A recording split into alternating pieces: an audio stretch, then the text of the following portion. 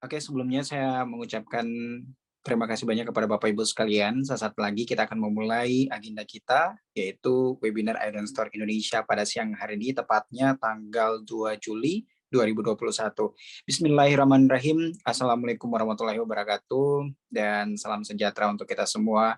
Tentunya pada kesempatan kali ini, saya mengucapkan yang terhormat selaku bisnis coaching pada siang hari ini ada Pak Muhammad Fuad Hamzah selaku analisis bidang perdagangan KDI Taipei, dan yang saya hormati juga tentunya para inisiator berdirinya platform Idon Store Indonesia, ada Pak Indra Prahasta selaku Kepala ITPC Shanghai, dan ada Pak Arif Sulistyo selaku Kepala Bidang Perdagangan KDI Taipei, dan juga ada Pak Iqbal S. Sofyan selaku Konsul Perdagangan KJR Hong Kong, dan Ibu Marina Novira Anggraini selaku Atase Perdagangan KBRI Beijing.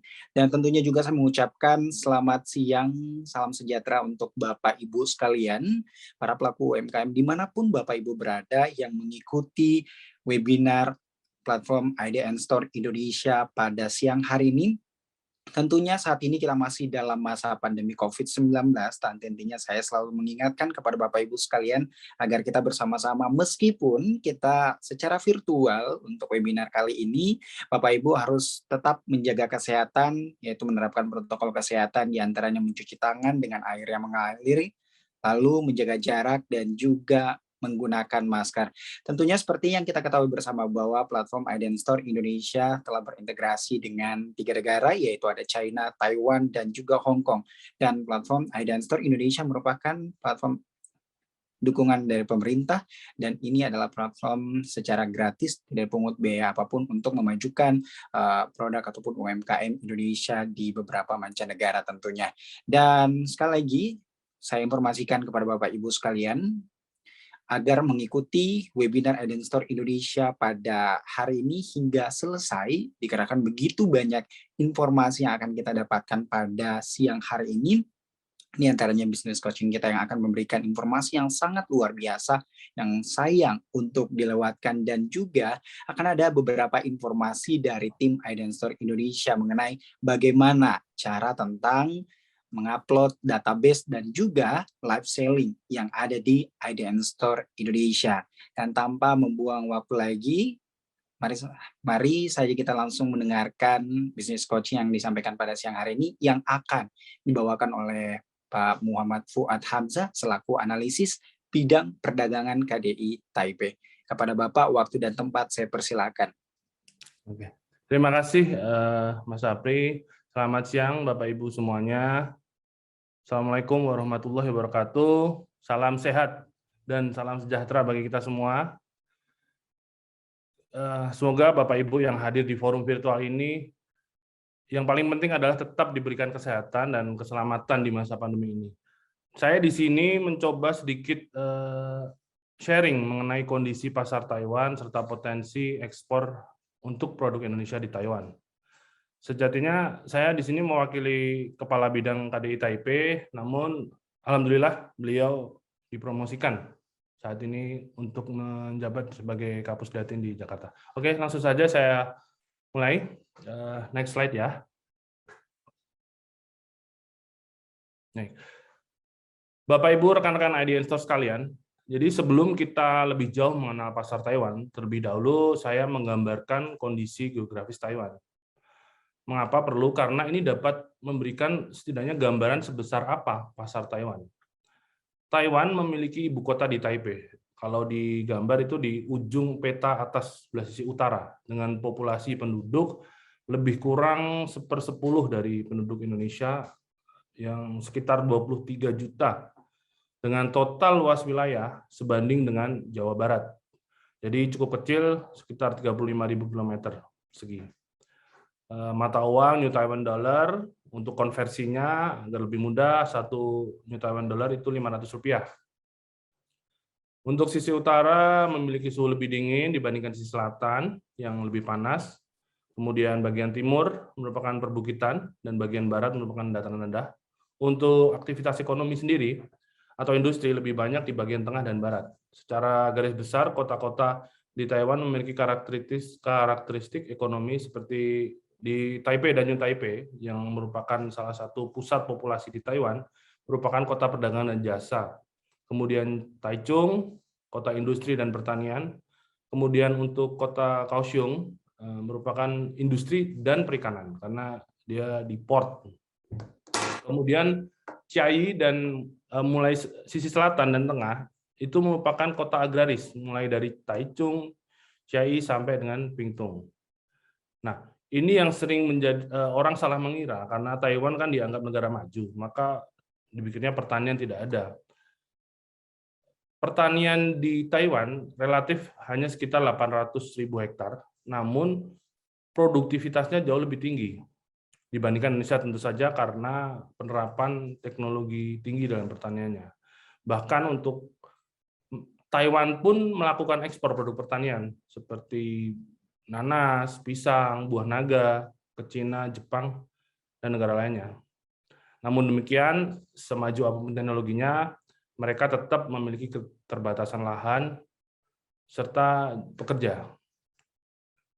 Dari gambar di atas, dapat dikatakan bahwa pasar domestik Taiwan relatif kecil. Namun, dengan keunggulan teknologi, jaringan pasar internasional yang cukup luas menjadikan Taiwan itu semacam hub bagi eksportir untuk memasarkan barangnya, tidak hanya ke domestik Taiwan, namun untuk diolah dan kemudian disalurkan kembali ke negara lain.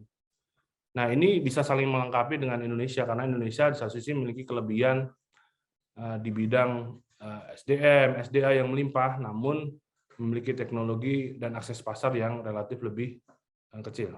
Next slide. Oke, ini data COVID. Karena ini juga penting untuk saya kemukakan di sini, bahwa karena COVID ini sangat mempengaruhi kegiatan perekonomian suatu negara. Saat ini hampir 1,5 tahun semenjak pandemi, sebenarnya Taiwan relatif normal karena mereka langsung menutup border, pengetatan perbatasan lintas masuk, kemudian aturan karantina yang sangat ketat. Jadi, mereka cukup normal dalam menjalankan aktivitas sosial maupun ekonomi. Namun beberapa bulan atau sekitar pertengahan Mei lah, ada local spread yang diawali di klaster pesawat kargo yang kemudian menyebar dengan cepat, sehingga dari sebelumnya kasus lokal di bawah 100 dengan angka kematian di bawah 20, saat ini mencapai 13.579. Ini angka per hari kemarin. Hari ini menambah 57 kasus. Dan kematian menyentuh angka 700 orang. Itu yang membuat otoritas memberlakukan pembatasan sosial level 3, di mana perkantoran hanya 25%, event-event publik termasuk pameran yang sejatinya salah satu kegiatan utama kita juga dilarang untuk diselenggarakan untuk sementara. Pertemuan di dalam maupun di luar ruangan dibatasi 5 sampai dengan 10 orang. Namun kita semua di sini berharap bahwa tracing yang dilakukan otoritas Taiwan ini kan luar biasa. Jadi perlahan penyebaran mulai sedikit terkendali dan diharapkan nanti pengetatan level 3 yang 12 Juli akan bisa diturunkan. Ini salah satu yang membuat kenapa tracing dan harapan level 3 untuk diturunkan itu sangat kuat, karena masyarakat Taiwan itu sangat disiplin. Bahkan denda untuk tidak memakai masker di luar itu mencapai Rp1 juta, dan itu sangat dipatuhi. Minim sekali atau bahkan hampir tidak mungkin kita melihat orang di luar ruangan tidak memakai masker. Selain itu masih ada karantina 14 sampai 21 hari untuk pendatang. Nah, sayangnya untuk saat ini untuk penerbangan langsung atau menuju Indonesia ditutup sampai dengan 14 Juli. Nah, capaian di bidang penanganan COVID ini membuat Taiwan salah satu negara di dunia yang mampu mencatatkan pertumbuhan ekonomi. Hampir 3% tahun lalu, kemudian diperkirakan tahun ini sekitar 3,7-3,5%. Nah, angka-angka ini penting karena angka-angka itu merefleksikan kesempatan. Kesempatan bahwa ketika pertumbuhan positif, maka akan ada demand. Ketika ada demand, maka itu kesempatan bagi produk-produk di luar Taiwan, termasuk Indonesia, untuk mencoba masuk ke pasar Taiwan. Next slide. Nah, ini saya coba menjelaskan secara umum ya, gambaran preferensi konsumen Taiwan. Seperti yang Bapak Ibu lihat di sini saya taruh gambar Epson karena itu salah satu ekspor pop culture yang paling terkenal dari Taiwan. Dari gaya hidup, preferensi lifestyle orang Taiwan itu berkiblat di Jepang atau Korea Selatan dan Amerika. Jadi bisa dibilang mereka itu cukup brand minded. Melihat dari mana nih asal produknya. Nah, oh dari Jepang, dari Korsel, dari US. Nah, itu mereka akan lebih mudah untuk mengaccept itu. Kemudian budaya untuk online shopping juga bagus. Nah, itulah mengapa IDN Store ini juga masuk di saat yang tepat, saat pandemi mulai naik, di mana orang-orang memilih untuk belanja online. Di sini sudah ada platform yang biasa digunakan itu Momo, PC Home, Shopee. Selain itu juga Facebook. Nah, anehnya Facebook ini di sini sangat kuat untuk pemasaran. Bukan hanya untuk orang Taiwan, tapi untuk diaspora kita juga. Selain itu, konsumen Taiwan, khususnya warga Taiwan itu sangat peduli dengan kualitas finishing produk maupun kemasan. Jadi mereka mengharapkan kemasan itu yang benar-benar solid, yang kalau bahasanya bukan yang ecek-ecek gitu. Bahkan ada beberapa buyer dari sini sampai membuat kemasan itu untuk produk yang sangat simpel ya, brown sugar, dia buat kemasan di Taiwan, dikirimkan ke Indonesia untuk diisi dengan produk di Indonesia, dikirimkan kembali ke sini. Jadi untuk memastikan bahwa kemasan yang dijual itu benar-benar kemasan yang akan memikat warga Taiwan. Selain itu, karena faktor kemasan dan pengemasan yang sangat agak lumayan fanatik tadi, kebanyakan produk Indonesia itu OEM, jadi bulky, beli yang tadi seperti yang saya jelaskan, either mengirimkan packaging ke sana atau juga mereka beri bulky di sini, kemudian di rebranding di sini. Untuk selera makanan, mereka tidak terlalu pedas, tidak terlalu manis, tidak terlalu asin. Jadi hambar lah kalau menurut selera orang Indonesia mah hambar. Kemudian gaya hidup vegetarian juga cukup populer di kalangan warga Taiwan. Mereka juga pun cukup konsumtif. Convenience store oriented. Mereka salah satu negara yang memiliki rasio convenience store tertinggi di dunia, di bawah Korea Selatan, yaitu 2.100 setiap 2.100 orang ada satu convenience store. Kemudian buyer di Taiwan, seperti halnya buyer-buyer yang lainnya, selalu mencari harga yang terbaik dan cenderung mencari langsung dari produsennya dan bukan dari trader. Nah itu bahkan mereka tidak jarang, ini dalam situasi normal mereka akan datang ke Indonesia benar-benar mencari sampai di harga yang paling basic sehingga mereka bisa mendapatkan harga yang bersaing ketika dipasarkan di Taiwan. Selain itu, untuk media komunikasi yang lebih familiar di sini Line, bukan WA, meskipun WA juga beberapa yang buyer yang sudah akrab dengan seller di Indonesia dapat menggunakan WA, namun Line adalah media komunikasi utama di sini. Jadi pastikan Bapak Ibu jika ingin masuk pasar Taiwan punya itu aplikasi Line. Oke, next. Nah, ini sedikit gambaran terkait dengan neraca perdagangan di Indonesia. Taiwan ini salah satu mitra dagang Indonesia yang masih surplus, di mana sampai dengan bulan Maret tercatat masih surplus 105 juta US dollar dengan sumbangan 89 juta US dollar dari sektor migas serta migas 15 juta US dollar. Nah, apabila melihat kinerja perdagangan bulanan seperti yang terlihat di grafik ini, maka neraca bulan Maret memang ada defisit 10,8 juta USD dari non migas. Namun di bulan Februari masih mencatatkan surplus sebesar 206,9 juta. Ini menunjukkan bahwa memang demand untuk produk Indonesia cukup baik terjaga. Next slide. Oke, di sini saya meringkas 15 produk. Jadi tren ekspor ke Taiwan ini dari Indonesia sudah mulai sedikit bergeser. Jadi dulu full didominasi oleh produk primer, namun secara perlahan sudah menunjukkan perubahan dari primer menjadi produk manufaktur yang memiliki nilai tambah.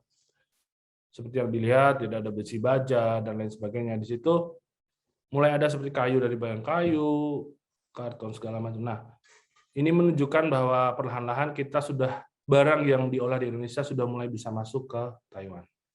Selanjutnya. Oke. Nah, sumber impor utama Taiwan dari dunia nomor 1 masih didominasi RRT, Jepang, US, Korea Selatan. Nah, mereka ini 4 ini sudah mencatatkan 56% dari keseluruhan barang impor Taiwan dari dunia. Kita sendiri sampai saat ini masih di urutan ke-14.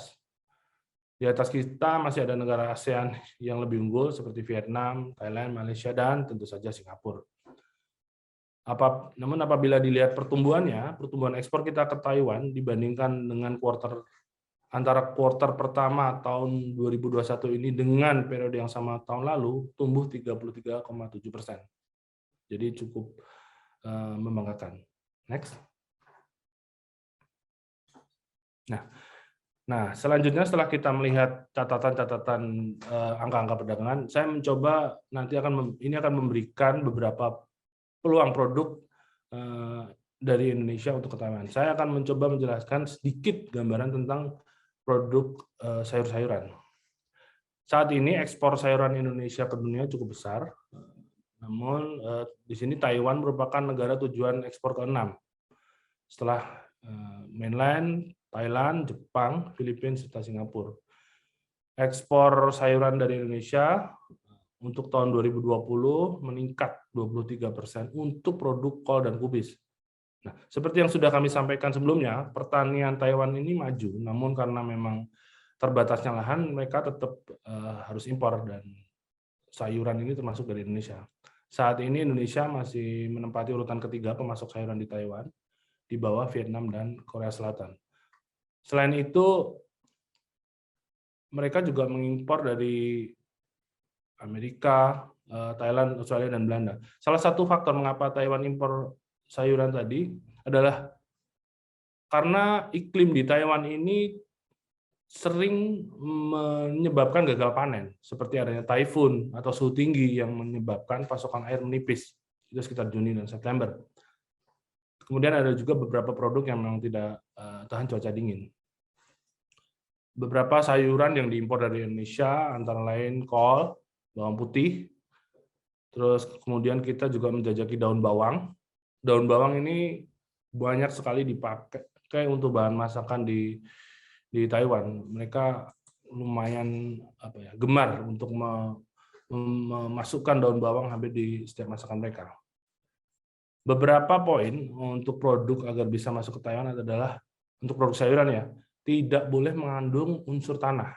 Kemudian ada beberapa jenis kandungan pestisida yang sama sekali tidak boleh dan ada juga yang dibatasi. Kenapa? Karena pertanian di Taiwan ini mereka sangat rigid ketika menyangkut keamanan dan kesehatan pangan. Bahkan COA itu seperti Kementerian Pertanian di Taiwan itu kontrol ketat, bahkan terhadap petani lokal mereka pun. Mereka ada pemeriksaan setiap 2 minggu untuk menyampling kandungan pestisida untuk sayurannya. Dan itu atas biaya si petani dan dibebankan oleh si petani. Mereka akan mendapatkan sertifikat setiap dilakukan pengontrolan. Sekitar 1,5 juta itu setiap 2 minggu. Sehingga di sini kita lihat jangankan untuk produk yang masuk, untuk mereka sendiri pun standarnya cukup tinggi. Selain itu, peluang sayuran di Taiwan ini juga dikarenakan Taiwan saat ini tidak memperbolehkan ada produk sayuran yang masuk dari Tiongkok. Untuk produk kol, itu pada sekitar November Maret itu Taiwan gagal panen karena memang sedang musim dingin. Kemudian untuk izinnya mereka seperti yang sudah kami sampaikan tadi, sangat detail dengan kandungan yang ada dalam produk, tidak ada tanah, melampirkan phytosanitary certificate atau sertifikat kesehatan tumbuhan dari itu yang mengeluarkan Barantan. Nah, dokumen phytosanitary certificate ini bisa diperoleh di Badan Karantina di wilayah Bapak dan Ibu. Intinya dalam phytosanitary certificate itu harus menyatakan bahwa produk tersebut terbebas dari itu nanti ada daftar-daftarnya. Jadi seperti tidak boleh memiliki hama jenis hama thrips, kemudian hama yang termasuk organisme pengganggu tanaman karantina, yang sebenarnya tidak semua di daerah di Indonesia ada hama ini, tapi beberapa kali terdapat produk yang ditolak karena dalam sertifikat itu tidak dinyatakan bahwa tidak mengandung kandungan hama ABCD. Nah itu. Kemudian intinya untuk sayuran, phytosanitary certificate harus terbebas dari hama-hama. Nanti apabila ada yang menanyakan untuk call hamanya apa, akan saya, karena di sini nama-nama ilmiahnya sangat panjang. Jadi kemudian yang selanjutnya adalah produk bawang. Nah, Taiwan ini kan tidak begitu memperhatikan SDG ya. Jadi karena produk Indonesia itu kan lebih ke produk setengah jadi. Fokus mereka benar-benar ke isu kesehatan. Yang penting batas residu. Jadi BAPIK di sini ada namanya BAPIK, Badan Karantina Taiwan itu sudah mengeluarkan panduan pestisida. Salah satu contoh sayuran di kemarin yang sempat ditolak di bawang itu adalah isoprocat. Nah, selain itu juga kadar pestisida untuk jenis Profenovos ini maksimal 0,05 ppm. Itu bukan hanya untuk yang impor, tapi untuk yang di dalam juga. Jadi kami juga selalu berkoordinasi dengan Barantan karena beberapa kali memang produk Indonesia tertolak karena tidak menyatakan atau ketika di random sampling ternyata tidak sesuai dengan kandungan yang diperkenankan. Next. Nah, ini kopi. Kopi secara budaya Taiwan dan Tiongkok itu sebenarnya lebih kuat dengan kebiasaan minum teh. Kemudian di abad ke-17 Belanda dan Jepang secara perlahan menanam kopi di sini. Sebenarnya bukan untuk konsumsi orang Taiwan, tapi untuk dibawa kembali ke Jepang untuk kalangan bangsawan di Jepang. Dan secara geografis hanya sedikit lahan di Taiwan yang dapat dipakai untuk menanam kopi. Selain itu, untuk membudidayakan kopi di sini sangat labor intensif sehingga memerlukan tenaga kerja dan itu tentu saja cost production-nya akan sangat tinggi sehingga sebagian besar lebih memilih untuk impor. Nah, perlahan budaya minum kopi ini mulai menjangkit di Taiwan, terutama di kalangan anak muda, meskipun budaya minum teh masih sangat kuat, seperti yang kita ketahui bahwa di dunia ini Taiwan terkenal dengan bobatinya. Nah, itu memang sudah mentransformasi budaya minum teh ke milenial. Untuk ekspor kopi sendiri, Indonesia ke dunia cukup besar. Taiwan sendiri adalah negara tujuan ekspor ke-14 setelah Amerika, Malaysia, dan Jepang. Untuk tahun 2020 secara nilai meningkat 10%. Nah, itu untuk produk green beans ya. Sebagaimana bisa dilihat di tabel, Indonesia menempati urutan kelima sebagai negara pemasok kopi di Taiwan di bawah US, Ethiopia, Kolombia, dan Brazil. Masyarakat Taiwan cukup mengemari specialty coffee dari Indonesia, khususnya Mandaling dan Gayo. Sebenarnya mereka belum, karena budaya minum kopi ini lebih ke apa ya? Mereka belum menjadi penikmat kopi yang bisa membedakan satu persatu jenis kopi. Mereka yang sangat populer di sini hanya Mandaling dan Gayo. Beberapa orang di segmen menengah dan atas sudah mengenal luwak. Namun seperti yang tadi saya kemukakan, sayangnya kopi yang diimpor dari Indonesia itu masih green bean, jadi belum produk jadi.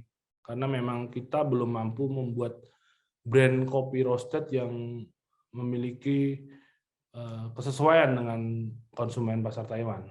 Kami sempat mengajak pengusaha Taiwan untuk berinvestasi di Indonesia, namun tampaknya mereka sangat melindungi itu, mungkin teknologi dan lain sebagainya. Mereka memilih mengimpor green beans kemudian mengolahnya dengan cita rasa setempat. Untuk kopi kemasan atau produk jadi tadi, bahkan kafe-kafe didominasi oleh gerai lokal, produsen lokal. Hanya Starbucks mungkin merek internasional yang cukup populer di sini. Untuk selera sendiri, warga Taiwan tuh suka dengan kopi yang ringan, yang dengan medium roasted, tanpa gula atau less sweet. Namun anehnya, meskipun mereka preferensinya tidak manis, ketika minum boba, manisnya itu benar-benar nggak ketulungan. Karena ya meskipun itu di dalamnya pakai brown sugar sih, cuman untuk preferensinya tetap mereka less sugar. Nah, tantangannya adalah produk kopi dari Indonesia itu konsistensi kualitas serta pasokan. Nah, ini kadang-kadang dari Indonesia itu seperti one time transaction, habis itu nanti konsistensi kualitasnya naik turun serta pasokannya tidak menentu. Selain itu pasti harga. Oke, next slide. Oke, ini selanjutnya untuk produk furniture. Nah, ekspor furniture di Indonesia ini cukup besar. Taiwan ini menjadi negara tujuan ekspor ke-11. Nah, mungkin dikarenakan pandemi, sehingga memang ekspor furniture di Indonesia ini agak menurun di tahun 2020. Nah, ini tantangan kita untuk meningkatkan lagi nilainya di tahun 2021. Indonesia sendiri menempati urutan keempat negara pemasok furniture di Taiwan.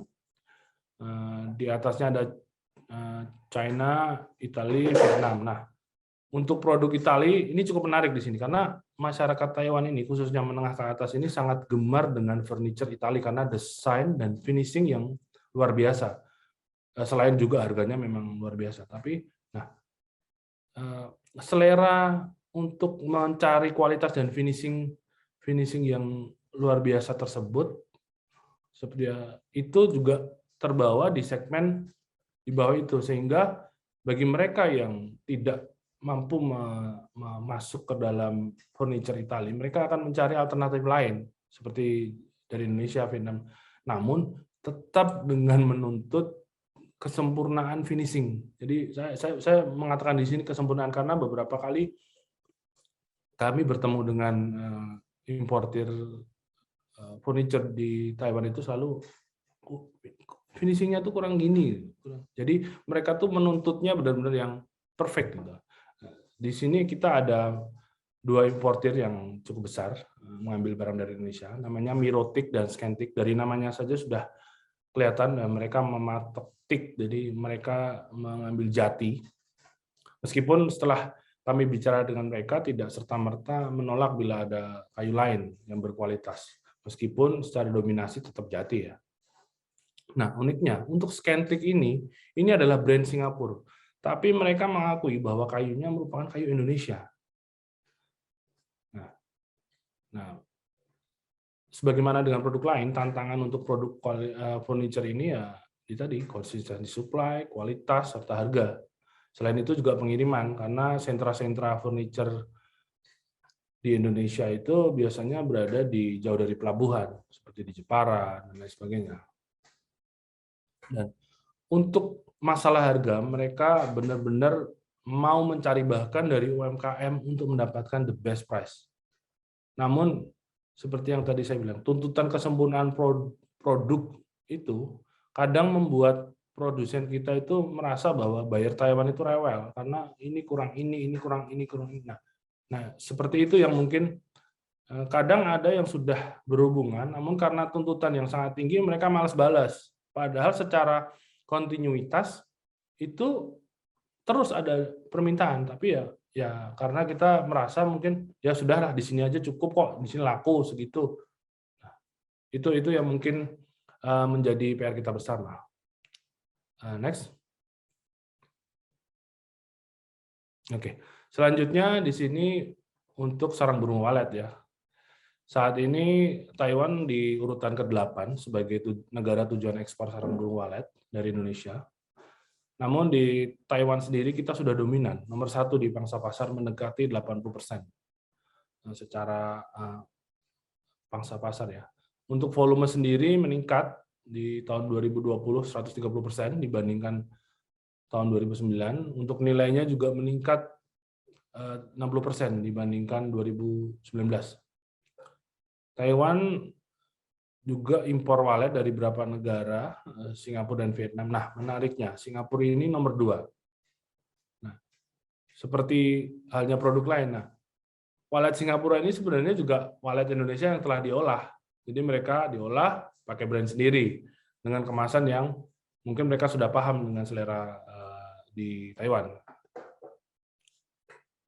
Next. Next. Ya, oke.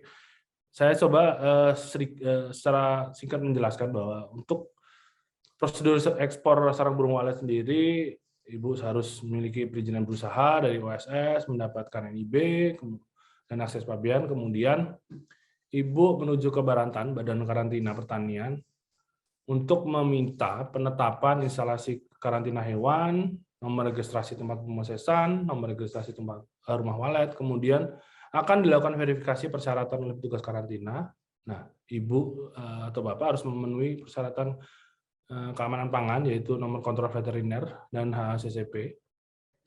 Kemudian memenuhi syarat pemanasan, memenuhi syarat standar higienis dan sanitasi. Setelah semuanya terpenuhi, Bapak Ibu akan mendapatkan surat keputusan dari Barantan, yaitu SK instalasi karantina hewan, yang berisi nomor registrasi pemrosesan dan nomor registrasi rumah walet.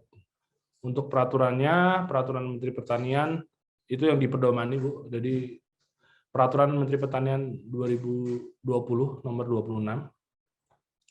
Kemudian keputusan Kepala Barantan nomor 416 tahun 2014, nomor 395 tahun 2014, serta pedoman verifikasi terhadap pemanasan sarang walet nomor 2732 tahun 2018. Di dalamnya itu terdapat persyaratan teknis yang tercantum di pasal 6, jadi yang berbunyi bahwa sarang walet yang diekspor ke negara kawasan Tiongkok harus diproses dengan diberlakukan pemanasan di mana suhu inti produk tersebut tidak boleh di bawah 70 derajat Celcius dan dipertahankan setidaknya 3,5 detik untuk membunuh virus flu burung avian influenza yang kemungkinan ada di dalam sarang burung walet karena dihasilkan oleh burung walet ya. Nah, ini kenapa harus dilakukan? Karena Indonesia ini merupakan masih terdaftar dalam negara dengan status tertular avian influenza.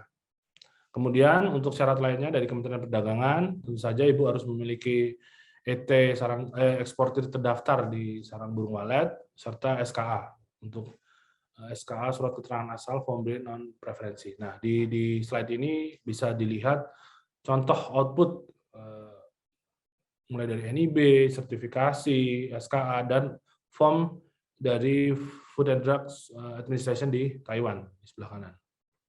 Next.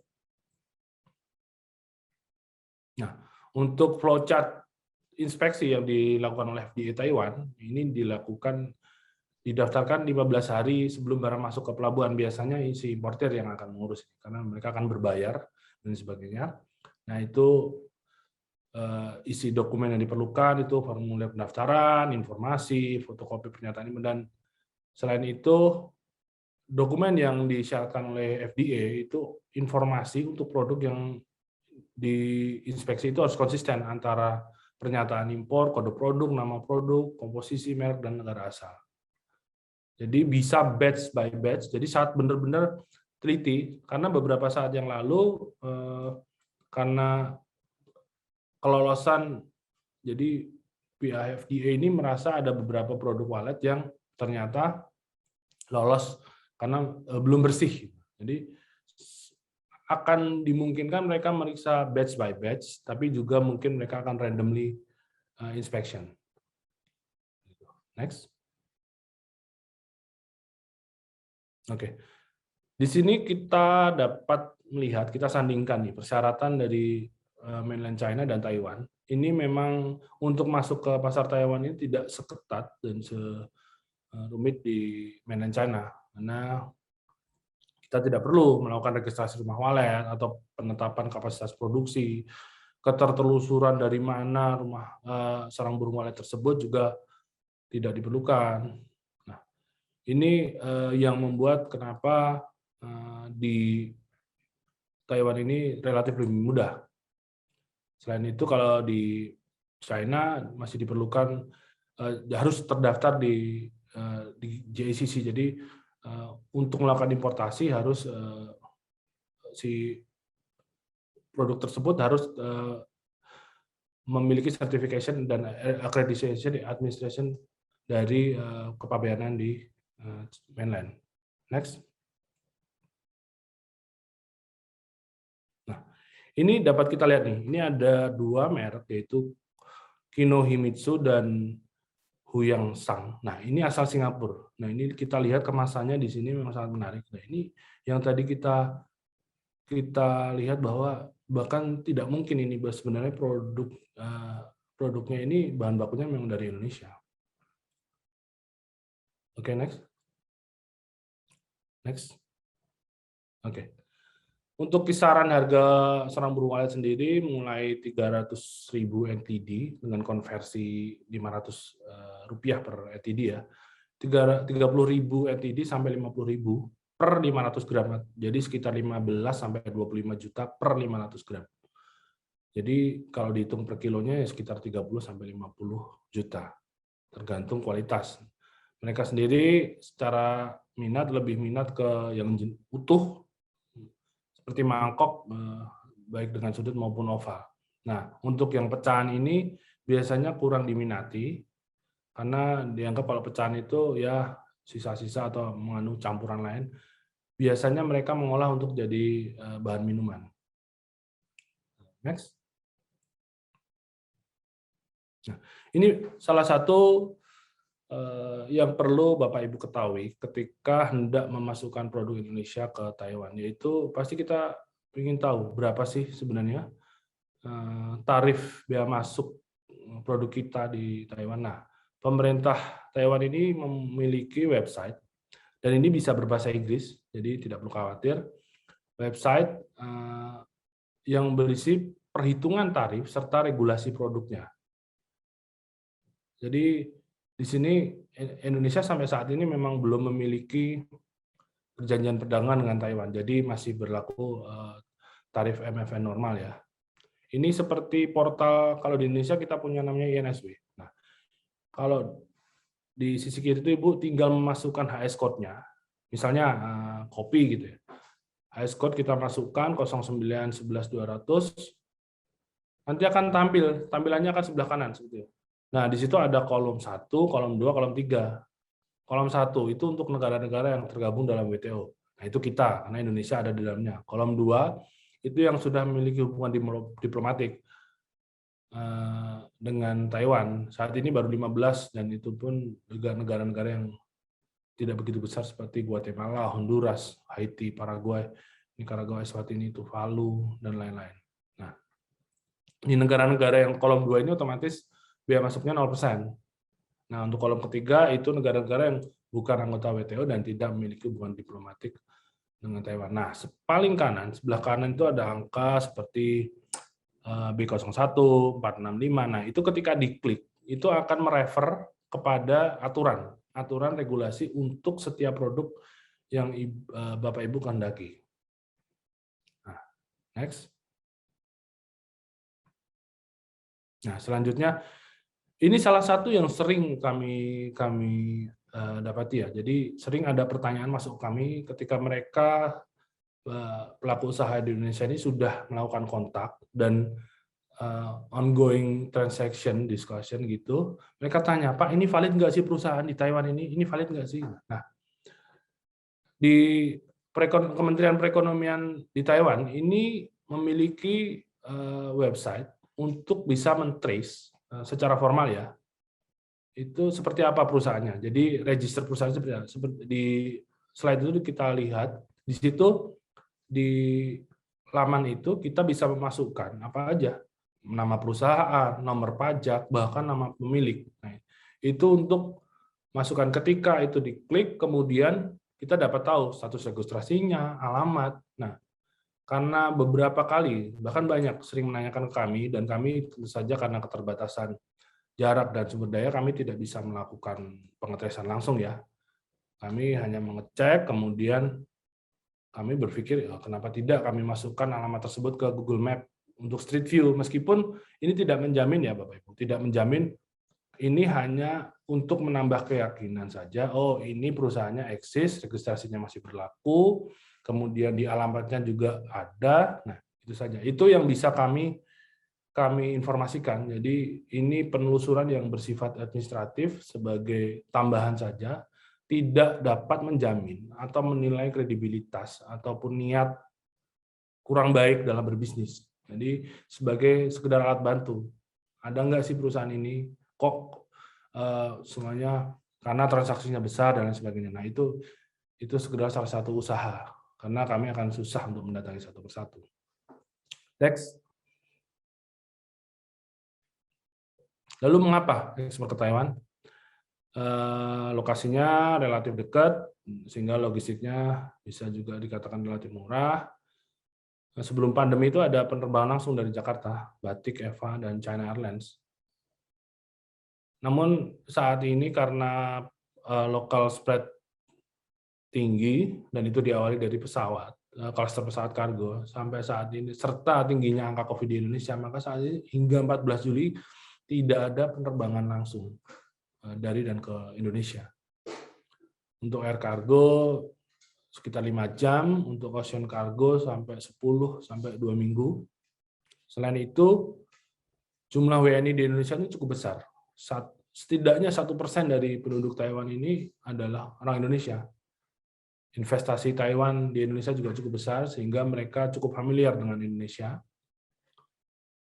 Kemudian sebelum pandemi, nah mereka ini sangat-sangat tertarik dengan menggalakkan, karena mereka salah satu destinasi pariwisata ya, mereka menggalakkan wisata halal, sehingga sebetulnya itu adalah kesempatan bagi produk Indonesia, produk makanan dan minuman Indonesia untuk menjajakan, karena Indonesia ini kan kredibilitas halalnya kan cukup diakui ya di dunia ya. Next. Tadi di awal saya sempat mengutarakan preferensi konsumen Taiwan. Nah, di slide ini saya gambarkan bagaimana kondisi WNI di Taiwan. Terkait preferensi tentu saja tidak perlu dibahas ya, karena memang sesama orang Indonesia pasti kita tahu preferensi seperti apa. Ketika ada di luar, pasti mereka ada keinginan untuk memakai atau mengkonsumsi apa yang biasa mereka konsumsi di kampung halaman. Jumlahnya 1% warga WNI kita di sini, yang didominasi oleh pekerja migran. Nah, sebagian penduduk Taiwan ini, khususnya di kota besar, biasanya tinggal di apartemen. Nah, itu hampir dipastikan. Kalau kita main ke, jadi setiap apartemen itu selalu ada taman gitu. Itu pasti ketemu orang Indonesia. Nah, karakteristiknya PMI di Taiwan itu berbeda. Misalnya dibandingkan di Hong Kong. Nah, Hong Kong itu lebih banyak liburnya. Jadi Sabtu Minggu mereka lebih libur. Nah, kalau di Taiwan ini agak sulit libur. Jadi mereka, karena biasanya majikannya ini memiliki ketergantungan yang cukup tinggi untuk mengurus rumah tangga atau orang tua. Nah, mereka ini biasanya selalu menyerbu toko-toko Indo di seluruh Taiwan. Nah, ketika target marketnya adalah WNI, nah maka toko-toko Indo ini adalah toko-toko yang akan mendisplay barang Bapak Ibu apabila berhasil masuk ke Taiwan. Selain itu, di Taiwan juga ada perwakilan Bank BRI dan BNI. Next. Oke. Nah, terdapat dua jenis target yang perlu Ibu pahami, target marketnya seperti apa. Jadi distributor di Taiwan pun mengakui bahwa apakah target utamanya, bukan berarti tidak bisa tercampur ya, tapi target utamanya ini apa nih? Apakah WNI ataukah penduduk di Taiwan? Kalau sasarannya WNI, berarti nanti kita jualnya ke toko Indo atau online. Karena toko Indo ini 700, setidaknya 700 toko tersebar di seluruh Taiwan ya. Nah, contohnya indeks ini berada di CLC Group, dia setidaknya memiliki 110 toko. Mereka tidak hanya melayani penjualan barang sehari-hari, tapi juga warung makan, kemudian pengiriman uang, pengiriman barang, bahkan kartu telepon. Nah, kalau sasarannya warga Taiwan, maka masuknya ke convenience store yang jumlahnya luar biasa tinggi tadi. Sudah saya kemukakan bahwa salah satu yang tertinggi rasio toko dan orangnya. Next. Nah, budaya belanja online cukup kuat di kalangan masyarakat Taiwan ya, baik Indonesia ataupun di Taiwan sendiri. Seperti yang sudah dikatakan, Momo, PC Home, Shopee. Nah, Facebook ini, seperti yang sudah dikatakan, adalah sarana yang sangat populer di Taiwan, terutama di kalangan WNI. Bahkan di Taiwan ini ada beberapa penjual online yang cukup terkenal karena sering melakukan live streaming di Facebook. Jadi nampaknya sih seperti sepele, saya jualan ini, namun sekali live streaming itu ternyata cukup besar juga itunya, omsetnya cukup besar. Nah, ini sangat diminati di kalangan WNI, khususnya di PMI. Nah, gambar di sini merupakan salah satu toko online Facebook di bawah CLC Group. CLC Group ini dia menawarkan barang kebutuhan sehari-hari untuk pekerja, sasarannya adalah untuk pekerja migran dari Vietnam, Filipina, dan Indonesia. Oleh karena itu dia untuk Indonesia dinamakan Index, kemudian Vietnam Finex, EC untuk Filipina. Namun tidak jarang di antara ketiga toko itu saling mengisi, jadi produknya tidak rigid harus Filipina, Indonesia, Vietnam. Nah, mereka meskipun sasaran utamanya adalah migran, warga Taiwan juga sudah cukup akrab dengan toko-toko Indo ini, karena mau tidak mau si PMI ini kan mengkonsumsi dan majikannya pun ikut mengkonsumsi biasanya. Nah, mereka sudah terbiasa dengan cita rasanya, toko-toko Indo pun tidak jarang kita temui warga Taiwan. Next. Next. Ini juga contoh tadi, Dapur Formosa juga di online juga, online-nya di Facebook ini. Oke, next. Nah, lalu apa sih produk yang dilarang keras masuk ke Taiwan? Produk yang dilarang keras masuk Taiwan adalah produk hewani. Semua jenis daging, termasuk mau segar, masak, beku, dingin, kering, apapun, serta produk telur yang belum dimasak. Produk daging olahan, kemasan atau vakum tidak dapat masuk. Sarang burung walet yang masih kotor, yang ada campuran darah atau bulu atau kotoran atau kontamin lainnya itu dilarang keras masuk dan sangat tinggi dendanya, bisa sampai dengan 1 juta NTD dendanya untuk daging dari luar. Oke, next. Nah, ini contoh salah satu produk Indonesia yang sudah dilabeli sesuai dengan ketentuan di Taiwan. Jadi bahkan beberapa pelaku usaha itu kadang sebelum mereka memasukkan produk mereka ke Taiwan, mereka minta tolong kami, tolong dong di proofread, bener nggak nih pelabelan dengan bahasa Mandarin seperti ini, bener nggak? Jadi pelabelan itu dalam bahasa Mandarin harus ada nama produk, bahannya, berat bersih, volume, kuantitas, bahan tambahan, nama, nomor telepon, alamat pabrik, negara asal, tanggal kadaluarsa, label nutrisi, bahan baku, pangan hasil rekayasa genetika, atau hal-hal lain yang ditetapkan oleh instansi berwenang dalam pengumuman publik. Jadi itu semua harus dalam bahasa Mandarin. Nah, itu terkadang kami mendapat permintaan untuk sudah benar nggak kalau diartikan seperti ini. Oke, next. Nah, kami coba meringkas secara umum strategi atau masukan bagi calon eksportir dari Indonesia bahwa kegiatan ekspor ini merupakan perjuangan yang panjang dan untuk mendapatkan keuntungan yang kontinu ya. Jadi bukan sekali transaksi habis itu selesai. Nah, sebisa mungkin konsisten dalam menaati aturan baik di Indonesia maupun di Taiwan. Perlu kesabaran dan komitmen dalam menjaga kualitas. Nah, untuk menjaga atau membangun kredibilitas di awal, itu dapat dipertimbangkan berikut. Satu, identitas perusahaan. Nah, ini untuk kesan awal ketika kita berkenalan ya. Itu lebih baik jika Ibu itu punya website, Bapak Ibu punya website, atau punya company profile dan katalog produk yang informatif, yang menarik, sehingga ini akan memberikan keyakinan awal bagi para buyer dengan produk Bapak Ibu. Kemudian ya tadi pastikan produknya memenuhi persyaratan di Indonesia ataupun di sini.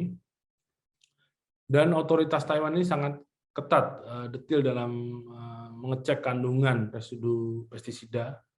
Bahkan beberapa saat lalu ada keripik singkong yang sudah terkemuka di Indonesia. Itu dinyatakan tidak lolos karena memiliki kandungan arsen sekian. Itu sudah dikonsumsi di Indonesia, sudah terkenal. Nah, selain itu juga memproduksi secara baik, secara berkualitas dan sehat. Nah, ini kami memiliki beberapa catatan di masa pandemi ini, karena memang masa pandemi ini orang berkenalannya biasanya via virtual atau via telepon gitu ya. Ini beberapa kali kita mendapatkan keluhan prestasi. Jadi perlu dicatat kami itu benar-benar di KDI itu berusaha membantu menghubungkan Bapak Ibu di Indonesia dengan potensial buyer di Taiwan. Bila kedepannya setelah kami kenalkan ada komunikasi, kami berharap ada diinformasikan perkembangannya. Ini bukan untuk kami sama sekali tidak ingin tahu seperti apa harganya, seperti apa, tidak untuk itu, tapi untuk meminimalisir kalau ada hal yang tidak diharapkan. Karena seringkali kita sudah mengenalkan, terus kemudian ada masalah, kemudian menyalahkan, loh kan yang mengenalin KDI, gitu loh. Ya KDI harus bertanggung jawab, meskipun itu secara hukum tidak bisa kita itu bertanggung jawab, tapi kan secara moral kami jadi, lah yang mengenalin kita ini. Itu terjadi di Indonesia. Jadi kami sudah semangat mengenalkan, mengasih DP, kemudian ternyata tidak bisa memenuhi standar yang diinginkan. Nah itu kami yang dikejar seperti itu. Kemudian terkait pelabelan, sudah kami katakan tadi dalam bahasa Mandarin semuanya harus tertulis dengan jelas dan rapi. Kemudian komunikasi menggunakan Line, WA juga diterima, itu hanya untuk beberapa yang sudah kenal. Terus orang Taiwan ini cukup detail, banyak tanya, banyak protes kalau kualitas barangnya nggak sesuai. Nah, kadang tujuannya mereka untuk banyak tanya, banyak protes itu sebenarnya tujuannya baik karena untuk mengembangkan produk e-book ini bisa diterima secara baik di Taiwan. Selain itu juga ikuti prosedur ekspor, gunakan form SKA kalau dari Indonesia. Ini sangat penting. Next. Nah, ini contoh-contoh beberapa produk Mamin dari Indonesia yang terdisplay di toko-toko di Indonesia dan beberapa dari distributor. Itu ada kerupuk dari Sidoarjo, segala macam ini sudah masuk. Next. Oke, ini contoh-contoh lain. Next. Ini untuk produk seafood di sebuah itu. Seafood ini bahkan si importir ini sampai mencari ke Papua untuk mendapatkan produk yang diinginkan. Oke, next.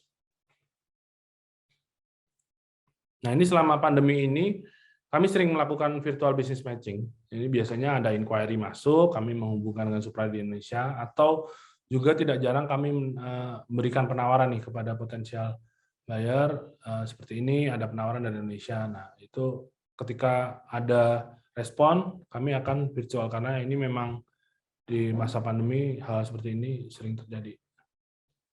Dan sekali lagi kami tidak mencampuri ya urusan negosiasi harga, sama benar-benar murni fasilitator. Kemudian next. Nah, kami ini juga pameran, biasanya nih kami memfasilitasi nih booth-booth pameran dan space-nya ini kami biaya dari kami. Kemudian Bapak Ibu bisa datang ke sini mempromosikan sendiri produknya, tapi karena pandemi kami bikin seperti pavilion, isinya produk-produk Indonesia, SPG dari kami, penerjemah dari kami, namun produk tetap dikirim dari Indonesia. Ada kopi, seafood, makanan. Next.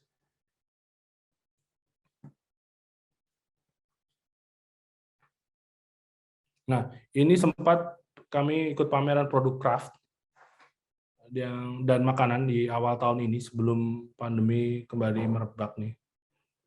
Nah, selain itu kami di kantor juga punya nih ruang display permanen dan cukup luas yang isinya berbagai macam produk Indonesia, dan kami sering mengundang pelaku usaha untuk datang atau menyelenggarakan acara-acara seperti coffee tasting dan lain sebagainya. Nah, ini juga merupakan kadang ada sampel yang dikirim ketika tidak ada pameran ya kami taruh di sini. Next. Ini pameran di 2001 yang sedianya akan kami ikuti, namun sampai saat ini perlu lebih bersabar karena belum diperbolehkan untuk mengadakan pameran lagi. Next. Oh, sudah ya. Oke. Demikian yang dapat kami sampaikan sedikit banyak mengenai potensi ekspor produk Indonesia ke Taiwan. Semoga bermanfaat. Mungkin selanjutnya kita bisa lanjut ke sesi diskusi atau yang lainnya. Akan saya coba untuk menjawab pertanyaan Bapak Ibu. Silakan kami kembalikan ke moderator. Baik, terima kasih banyak Pak M. Fuad Hamzah selaku analisis bidang, maksud kami analis bidang perdagangan KDI Taipei, yang dimana Bapak telah memberikan informasi yang sangat luar biasa tentunya di sore hari ini di webinar Island Store Indonesia. Yang dapat saya kutip tadi bahwa untuk preferensi konsumen Taiwan sendiri untuk gaya hidup menjadi kiblat ialah Jepang, Korea, dan juga Amerika merupakan kiblat dari selera konsumen Taiwan. Online shopping menjadi kebiasaan warga Taiwan, dan untuk cita rasa makanan sendiri tidak menyukai makanan terlalu pedas dan terlalu manis, dan peluang dan tantangan produk atau furniture sendiri, produk berbahan kayu, produk kayu jati, kualitas dan kuantitas, harga dan juga pengiriman pastinya. Dan untuk Bapak Ibu pastinya di sore hari ini di webinar Island Store Indonesia, jika Bapak Ibu ingin memberikan pertanyaan kepada Pak M. Fuad Hamzah, kami persilakan dengan dua pilihan. Satu boleh raise hand di aplikasi Zoom Bapak Ibu sekalian, dan juga boleh fitur chat untuk bertanya kepada Pak Fuad Hamzah jika Bapak Ibu sekalian malu-malu seperti itu. Oke, baik. Ada satu pertanyaan Pak di fitur chat. Tadi juga sebenarnya Bapak udah jawab, mungkin beliau tidak begitu mendengar secara baik, menanyakan tentang, jadi pertanyaannya itu ialah, ya, yang terhormat Pak Fuad, pertanyaannya itu dari Pak Ali Akbar, Bumdes Paingan Maju Bersama Desa Gugua, Kuranji Hilir, Sungai Limau, Padang, Pariaman, Sumatera Barat. Pertanyaannya Pak Fuad, satu, senang mendengar cerita Bapak tentang penjualan produk sarang burung walet di Taiwan. Mohon diulangi, harga per kilogram dari sarang burung walet itu seperti apa? Dengan kriteria seperti apa? Dan ada berapa macam kriteria sarang burung walet yang bisa diekspor ke Taiwan, dan berapa harga dari masing-masing per kilogram? Terima kasih Pak. Mohon dijawab. Oke. Jadi untuk harga sarang burung walet sendiri di Taiwan tadi itu sekitar, kalau dirupiahkan ya, itu sekitar 15 sampai 25 juta per 500 gram. Jadi per kilonya sekitar 30 sampai 50 juta. Nah, memang ini memang mungkin secara angka akan mengejutkan ya, karena memang wah, kok harganya di Indonesia kok segini ya. Nah, inilah mereka yang bisa membranding, bisa ini memang selalu trader itu selalu mendapatkan keuntungan yang paling tinggi, bahkan dibandingkan si petaninya sendiri atau produsennya sendiri. Sekitar segitu, Pak. Oke, selanjutnya Pak, itu jawaban dari Pak Fuad Pak ya.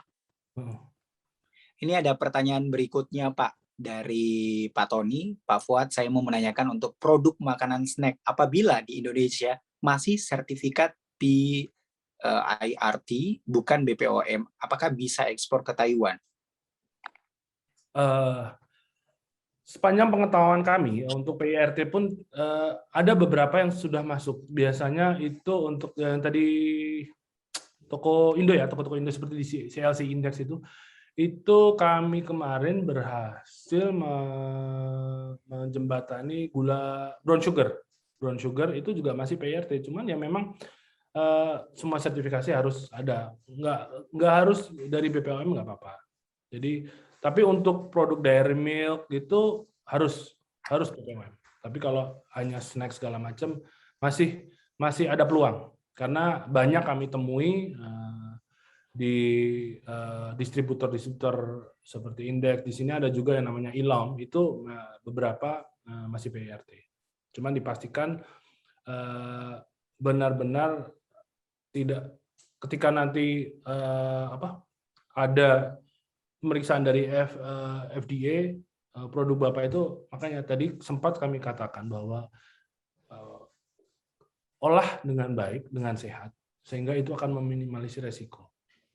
Gitu. Oke. Baik.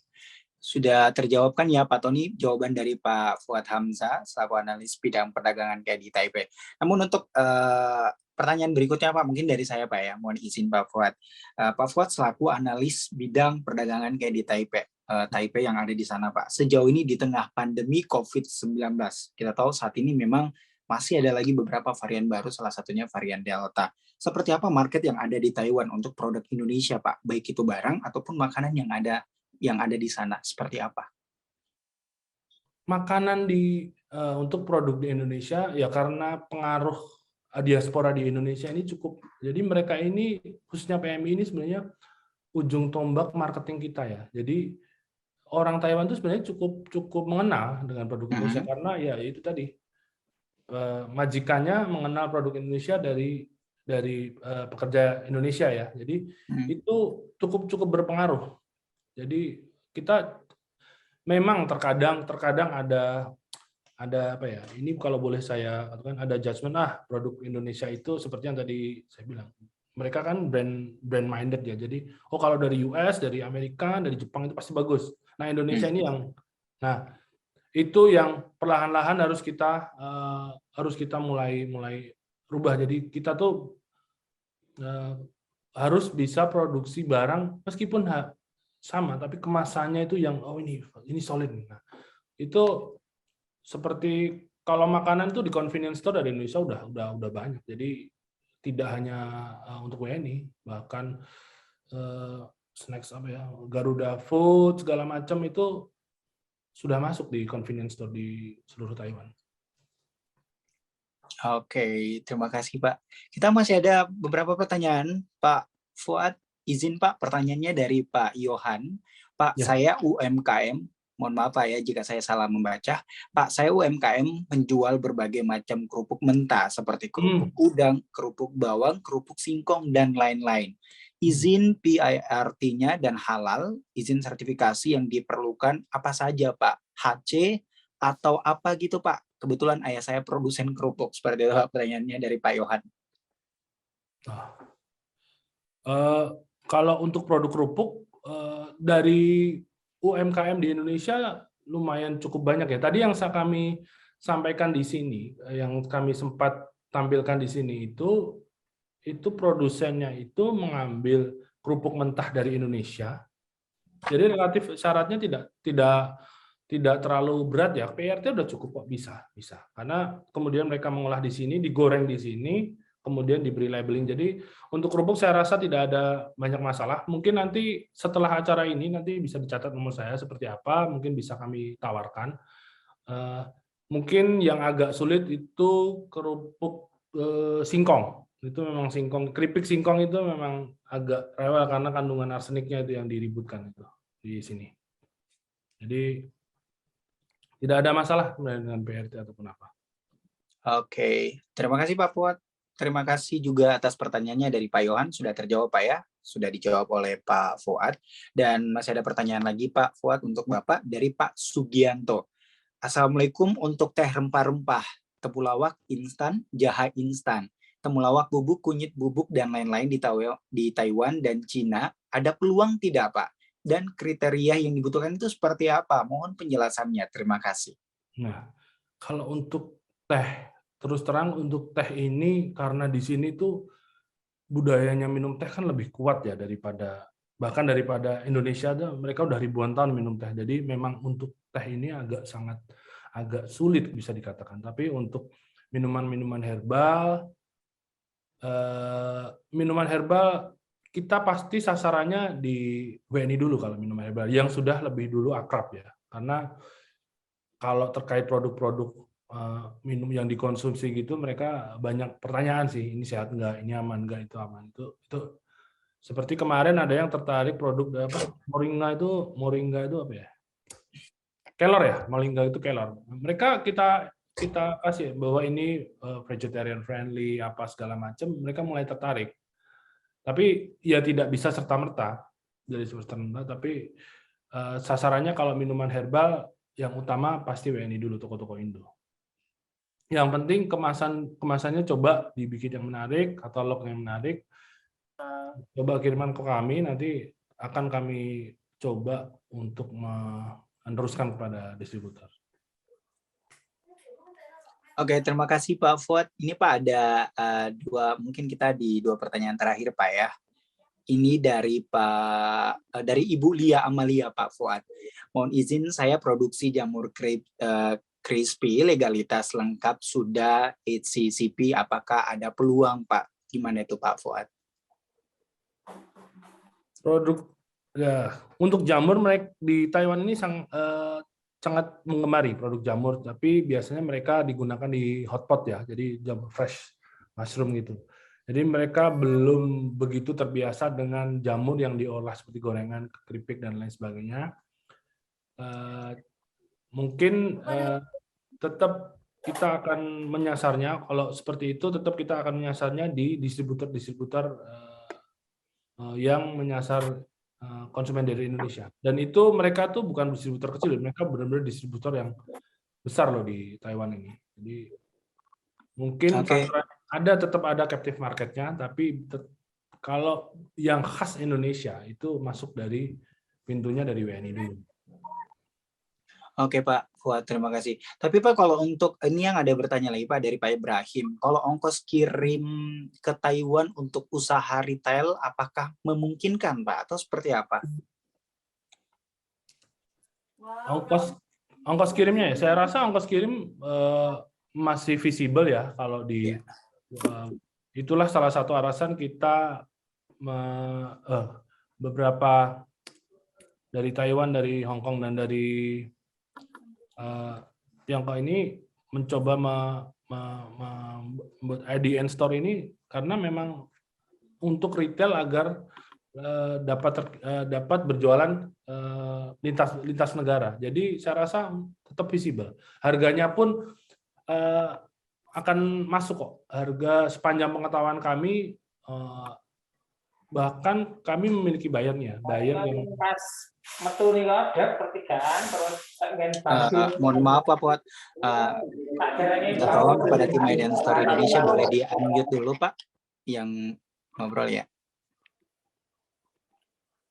Ya lanjut Pak Fuad. Ya, okay.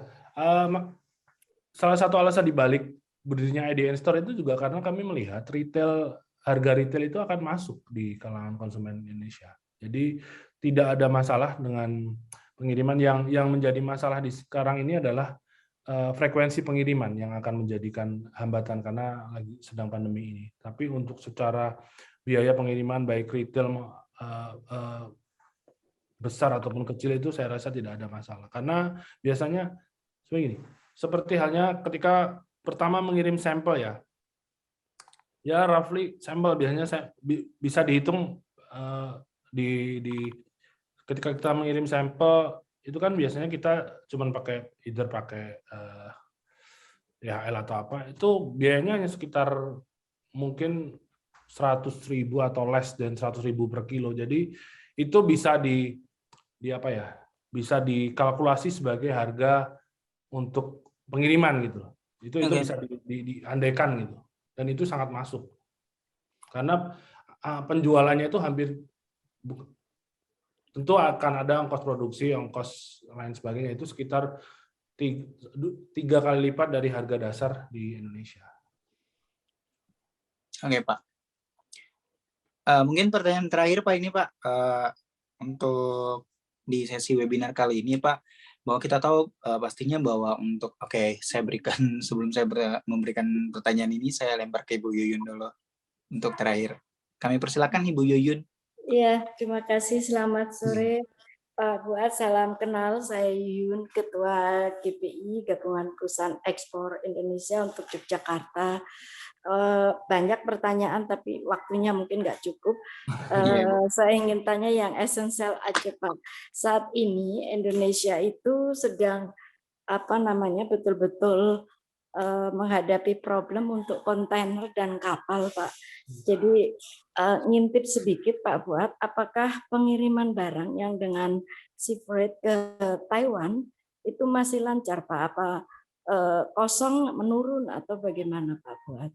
Karena berbulan-bulan sejak pandemi kita atasi problem itu, masih belum ada jalan keluar. Problemnya apa? Ya tentu sudah kita ketahui bersama. Lalu yang kedua, untuk Taiwan, apakah masih ada atau bahkan ada pasar untuk briket arang, Pak? Di Jogja kita cukup banyak produksi itu, tetapi saat ini problemnya sama. Mereka tidak kebagian kontainer dan kapal, tentu karena masuk di JIS atau barang berbahaya, sehingga untuk antriannya cukup panjang. Dua itu saja, Pak. Ya. Oke, terima kasih Bu Yuyun. Baik Bu Yuyun, salam kenal Ibu. Jadi gini Bu, untuk sea freight ya Bu ya, terakhir sebelum kemarin sempat merebak itu kami sempat kopi kalau nggak salah, itu memakan waktu sekitar ya 1,5 sampai 2 bulan lah Bu ya. Sebenarnya masih ada, cuman terakhir ini saya belum update karena memang benar-benar local spread ini memang benar-benar agak alarming buat kita. Tapi so far kemarin sea freight masih, kita tidak bisa bilang normal ya Bu ya, tapi masih agak sulit, cuman tidak sulit ketika kita ke Eropa atau ke tempat yang lain gitu.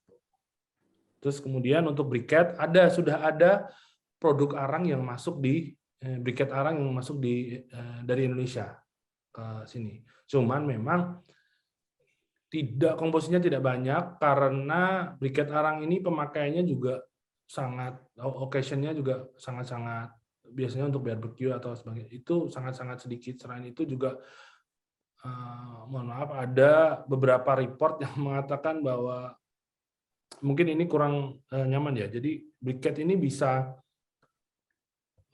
digunakan untuk karbon monoksidanya ini untuk terdapat beberapa kejadian yang menyebabkan briket ini digunakan untuk kalau bahasanya kematian yang disengaja gitu Bu.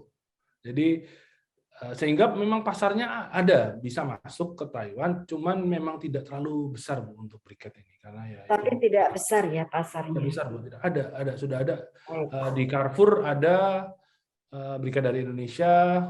Terus saya sering menjumpai di restoran-restoran yang menggunakan arang yang untuk pembakaran itu, saya lihat boxnya juga dari Indonesia, cuman memang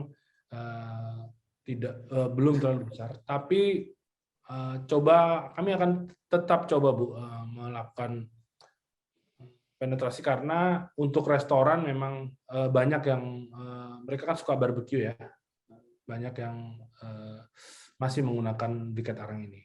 Mungkin nanti selepas ini saya bisa memberikan kontak bagi Bapak Ibu semuanya yang coba ingin memasarkan, menawarkan produknya ke Taiwan, nanti katalog produknya saja Bu dikirimkan ke kami Bu.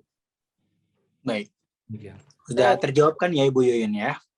Sudah terjawab, makasih. Oke, terima kasih Bu Yuyun Yunastuti selaku Ketua GPI Daerah Istimewa Yogyakarta, dan terima kasih juga saya ucapkan kepada Pak M. Fuad Hamzah selaku analis bidang perdagangan KDI Taipei yang telah memberikan bisnis coaching di webinar Aiden Store Indonesia pada hari ini, tepatnya hari Jumat 2 Juli 2021. Dan tentunya saya mohon maaf kepada Bapak Ibu sekalian, para pelaku UMKM dimanapun Bapak Ibu berada. Mohon maaf saya tidak bisa membacakan satu persatu pertanyaan Bapak Ibu sekalian karena waktu yang membatasi kita tentunya juga. Dan jikalau misalnya Bapak Ibu masih ingin bertanya di suatu kesempatan, kami persilakan untuk mengikuti webinar Aiden Store Indonesia di minggu yang akan datang. Tentunya sekali lagi saya mengucapkan terima kasih kepada Pak M. Fuad Hamzah selaku analis bidang perdagangan KDI Taipei. Sehat dan sukses selalu Pak, tetap terapkan protokol kesehatan, jaga jarak, cuci tangan menggunakan air mengalir, dan menggunakan masker. Terima kasih Pak telah bergabung bersama kami di Terima webinar Aiden kasih, Store semoga Indonesia hari ini. bermanfaat. Nomor saya sudah saya share di chatroom. Iya. Nah, nanti mungkin Bapak Ibu yang berminat untuk komunikasi lebih lanjut bisa menghubungi nomor tersebut. Terima kasih. Iya, Salam baik. sehat semuanya. Terima kasih. Iya Pak. Terima kasih banyak Pak Fuad. Terima kasih.